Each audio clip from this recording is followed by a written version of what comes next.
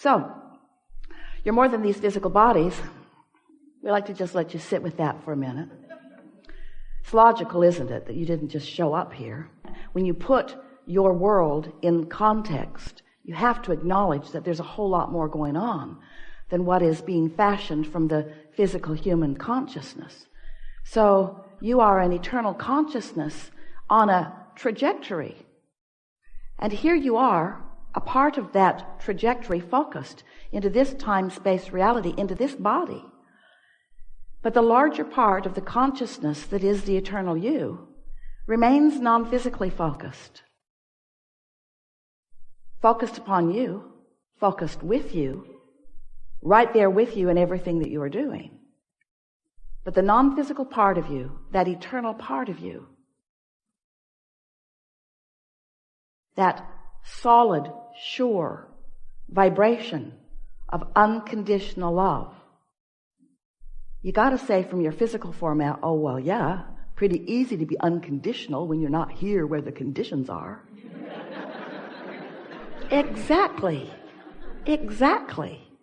It is easy for us to remain unconditional when we're not all twirled up in the nitty-gritty of what you're all twirled up in. But that's what makes this the perfect recipe. The source energy part of you remains non-physically focused, aware of you, but solid in the vibration of all that is well. And as you are here in your physical body, exploring the contrast, in your exploration, in your deciphering, in your living and observing of it, you know what you don't want, which causes you to know what you do want. You are giving birth to constant new preferences. It's what the evolution of every species is about. So, as you are giving birth to these new rockets of desire, we call them that because they are vibrational, and from your point of view, you would see them go fast, you would see them exude out from you. Rockets of desire. So life just continues to call you further and further and further along your path. The question is, how sensitive are you to the vibration of that calling? And how really on your path are you? If you are in this moment loving someone, you're on your path. But if you're mad at them, you've stepped off into the weeds for a minute. And we know some of them are annoying. Some things that people do, some things that people think, some things that people think about you, some things that you are focused upon are hard to take. They don't feel good when you focus upon them. But we want you to leave this room fully understanding that the reason that they don't feel good when you focus upon them is because the larger part of you isn't focused upon them. And your attention to them is taking you from your path. Now, when anyone starts talking about a path, it makes you squirm a little bit because it sounds like, oh yeah, so it is all pre-decided for me. Somebody already figured it out, and here I am, a puppet on a string, looking for my path. And we say, exactly. No, we don't say that. It's not like that at all. Here you are in your physical body, carving out your path. You're carving out the path. But yes, you had intentions when you came into this physical body that were the path that you were walking along when you made the decision to come here. You knew that you were worthy. And when you get off that path, you feel awful. You knew that you are valuable. And when you get off that path, you feel awful. You knew that this was going to be a wonderful experience. And when you get off that path, you feel awful. You knew that you are the creator of your own experience. And when you get off that path, you feel awful. You had all of these intentions, all of this knowing that you have amassed from life. And the source within you stands in complete knowledge of that path. So here you are in your physical body, making decisions, all kinds of spectacular, detailed decisions.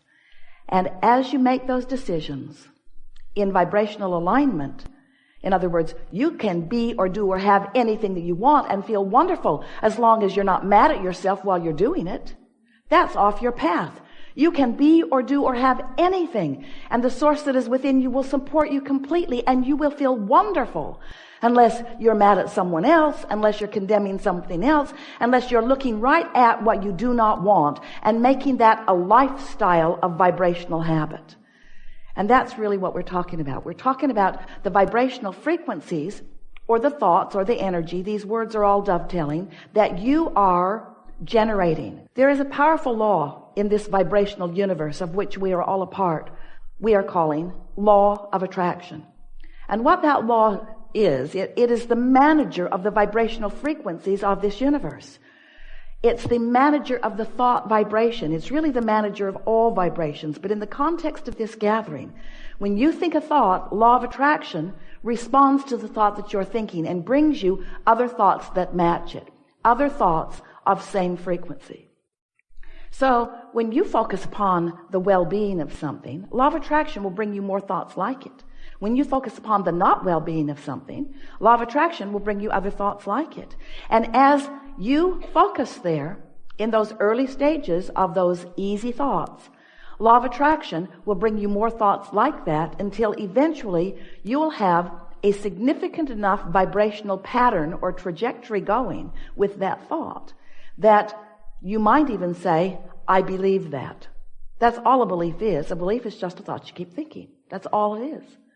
In the early days of interacting with us, Esther argued with us about that. She would say to us, Abraham, but it's true. I know you don't think I should think about it, but it is a true thing. And therefore, doesn't it deserve some of my attention? And we say, there are so many things that are true that you want to practice until you believe them and until you attract them, until you live them fully. And there are some things that are true that you don't feel that way about. Just be discerning. Be a selective sifter. Choose what you think about. But Esther argued, and some of you do too, but Abraham, sometimes I do not think I am choosing this thought. I think this thought chose me. And we say, we know how that feels when you get that momentum going. When you get a certain amount of momentum going, it plays out. The laws of the universe that you know, the laws of physics, you know, it's like that. Put your car at the top of the hill. San Francisco is what comes to Esther's mind because she could not believe those hills that people were actually driving up and down. Put your car at the top of one of those hills and take it out of gear, take the brake off, and just test to see what the laws of physics are about. Just nudge that car just a little bit from behind. Just nudge it. And watch what happens next. There's no question about what will happen next, is there? The weight, the gravity, the inertia, the laws of physics are known by you experientially. You know what's going to happen to that car. But if you come to your senses and say, oh wait, I already know the outcome of this, I choose something different, so you step right out in front of that car and it bumps up against you, it stops. The momentum stops right there, doesn't it? You wouldn't want to be at the bottom of that hill, stopping that momentum. So law of attraction is synonymous with momentum.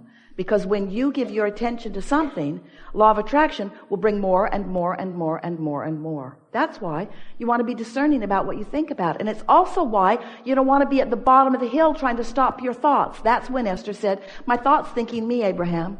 I know you think I should think otherwise, but this thought has got hold of me big time. And we say, yes, sometimes it happens that way. And you really want it to happen that way when it's thoughts that are of benefit to you. You really want those thoughts to have hold of you when it's thoughts of your value, of your worthiness, of your worth, of the value and worth of others. You want those thoughts to get hold of you. You want to believe deeply. You want to have absolute knowing. First you think it, then you think it more, then you think it more, then you think it more, then you think it more, then you believe it. Then you believe it, then you think it more, then you think it more, then you think it more, then you know it. And the reason you know it is because what you believe manifests. It manifests. It gives you full knowledge. But what humans mostly don't understand is that you have control over what moves from vibration into reality. You can turn thoughts into things deliberately. You can. You are turning thoughts into things all the time indeliberately. Why not get hold of this? Why not start thinking purposefully? But the only way that you can begin to turn thoughts to things in a deliberate way is by inserting into your awareness the factor, the all-important factor of how you feel. Because how you feel is your guidance that lets you know how much momentum you got going toward what you want and how much introduction of contradiction you've got going on. One of the things that you have going for you, there are a lot of things, but significant to this topic. One of the things that is really beneficial to you, and we love you so much. You know what's coming next. When we tell you we love you, we're preparing you for hearing something. One of the things that you've got going for you is that you are, did we tell you we love you? You are fickle and frivolous with your thoughts. And the advantage of that is you don't get hold of any thought, wanted or unwanted, and stay with it very long. You are distracted. Ooh, shiny. So we want to help you to not freak out about the thoughts that you've been thinking. When we started talking about the science of deliberate creation, you are in the audience going, cancel, trying to suck the thought back before law of attraction got hold of it. And we don't want you to be guarded about your thoughts because you're starting right here, right now, and well-being is dominant. We just want you to be more deliberate about the thoughts you think by caring more about how you feel. And it's helpful to understand how it all fits together, isn't it? So you were source energy and still are, but a large part of you remained in that non-physical place. The largest part of you is still non-physical, while a part of that consciousness is here with you. So here you are in your bodies. You are beautiful. You are brilliant. You are exploring. Contrast all around you, knowing what you don't want, knowing what you do want, and continually adding new preferences to the whole of that which you are becoming. So that non-physical part of you resides in a vibrational reality. We've been calling it your vortex or your vortex of attraction. It's your vortex. It's a vibrational version of you. It's the vibrational version of you of all that you want that has full potential of manifesting fully so that you can see it and hear it and smell it and taste it and touch it, and others can too as they behold you. But in order to be deliberate about that, it's important that you know that there are steps to the process. And the first step is you are launching rockets of desire. You're asking all day, every day. You never stop asking. Don't ask yourself to stop asking. You can't stop asking. The trajectory that we are all on, the trajectory that you are most about, who you really are, why you're here, the environment that surrounds you, the details of the environment that surrounds you, all queued up in order to evoke from you new awarenesses of who you are and what you further want. So don't fight that. Just go with it. You can't stop it. Just let the desire flow forth from you. Step one. Step two is that desire that you have launched becomes part of this vibrational reality that the inner being part of you, the soul part of you, the source part of you, the non-physical part of you embraces fully and becomes in the moment that you launch the rocket. That non-physical part of you is now a reality. And law of attraction is responding to that reality also. So now, there's the you standing in your body thinking what you're thinking about that desire that you launched. And there's the source energy part of you standing in the vortex thinking about that desire that you launched. So there are potentially two different perspectives about that. You getting what we're saying? There's the perspective that knows not only that it's possible, but that it's certain. That's your inner being's perspective. Knowing that the path will unfold, knowing that you will find your way, knowing that it will be really fun going toward it, and knowing that you're going to like it when you get there, but knowing that it's not just getting there that it's all about, it's the journey on the way to it that life is really about. That's what your inner being knows. That's what your inner being knows and bees about the desire that you launch. And here you are in your physical body, maybe not so much knowing so much of that. Because you're usually, if you're like most humans, noticing that what you want has not yet happened. So your awareness is upon where is it? Or how's it going to get here? Or when's it going to get here? Or who's going to bring it? And how's it going to get here? How long is it going to take before it gets here? And why isn't it here yet? And how come that guy's got it and I don't have it yet? And so as you focus in those ways, you feel the uneasiness. You feel the discomfort. And sometimes you even say, I think I felt better before I wanted that thing that I do not have. And we want you to understand that you got to get over that. You got to get over that. You got to get over that. You just got to get over that, because you're not ever going to stop launching desires. So you're always going to be creating the gap between what is manifested and what is in the process of being manifested.